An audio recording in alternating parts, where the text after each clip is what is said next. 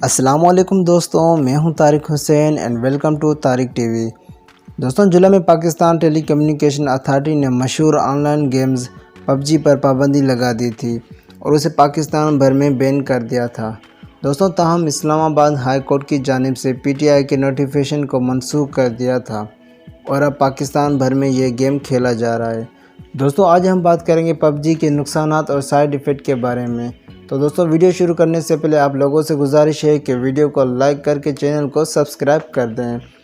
دوستوں، on line video games پر پابندی۔ اس وقت دنیا بھر کے کئی ممالک ایسے ہیں جہاں اس طرح کی ویڈیو گیمز پر مکمل پابندی لگا دی گئی ہے۔ ان میں انڈیا، چین، عراق شامل ہیں۔ اس کے علاوہ پاکستان کی طرح نیپال میں 2019 میں کچھ عرصے کے لیے پب جی پر پابندی لگا دی گئی تھی، تاہم بعد میں وہاں اسے دوبارہ اجازت مل گئی تھی۔ آن لائن گیم کے منفی اثرات اور نقصانات۔ دوستوں، اس گیم کی وجہ سے نوجوان میں ذہنی تناؤ بڑھ رہا ہے اور وہ دنیا سے بے خبر ہو کر رات دن یہی گیم کھیلتے رہتے ہیں، جس کی وجہ سے ان کے ذہنی اور جسمانی دونوں طرح کی صحت متاثر ہو رہی ہے۔ ساتھ ہی ان گیمز کی وجہ سے نوجوانوں میں تشدد پسندی بھی بڑھ رہی ہے۔ ان میں صبر اور تحمل اور برداشت کرنے کا جذبہ بھی کم ہو رہا ہے۔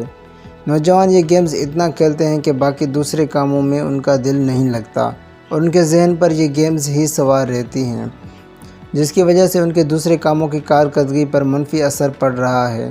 ساتھ ہی ہر وقت آن لائن گیم کھیلنے کی وجہ سے ان کی آنکھیں خراب اور نظر کمزور ہو رہی ہے۔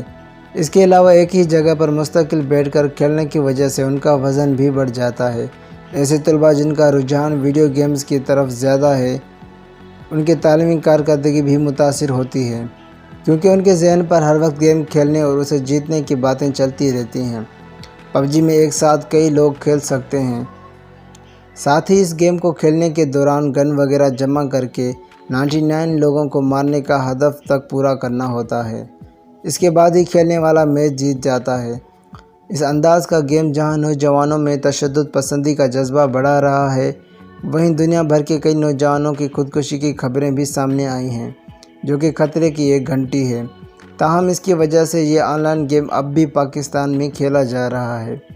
اس حوالے سے ایک فٹنس ٹرینر جو اس گیم کو زیادہ کھیلتا تھا، اس کی ذہنی صحت اتنی خراب ہوئی کہ وہ پھر اپنے کام پر دھیان دینے کے قابل ہی نہیں رہا۔ اس کے علاوہ ایک یہ خبر سننے کو ملی کہ آن لائن گیم کھیلنے کے لیے جو گیئر وغیرہ یا ڈیوائسز کی ضرورت ہوتی ہے، اس ضرورت کو پورا کرنے کے لیے ایک نوجوان نے اپنے والد کے اکاؤنٹ سے 16 لاکھ روپے بغیر اجازت کے نکال کر گیئر وغیرہ خرید لیے تاکہ گیم میں اس کے لیے مزید آسانی ہو۔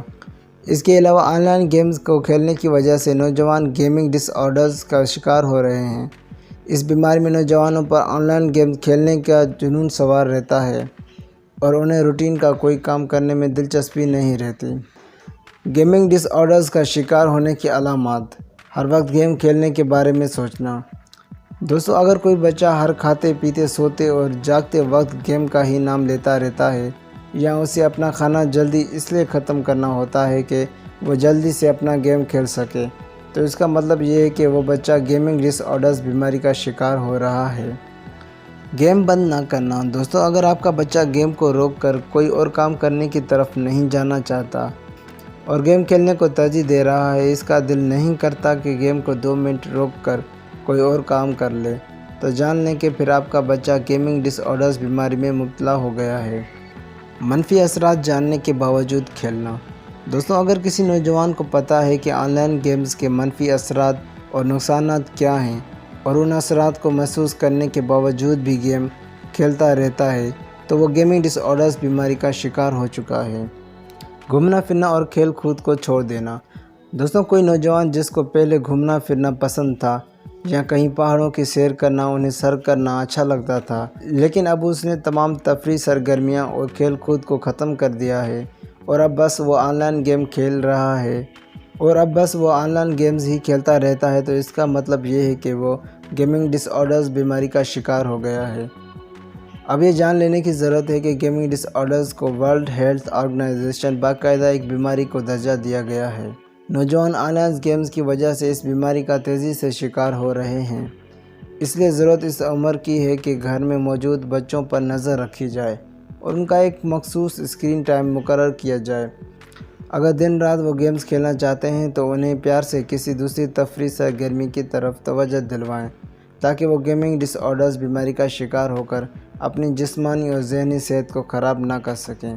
تو دوستوں یہ تھی آج کی ویڈیو، پھر ملیں گے ایک نئی ویڈیو کے ساتھ۔ تب تک کے لیے اپنے دوست اپنے بھائی کو دیجیے اجازت۔ اللہ حافظ۔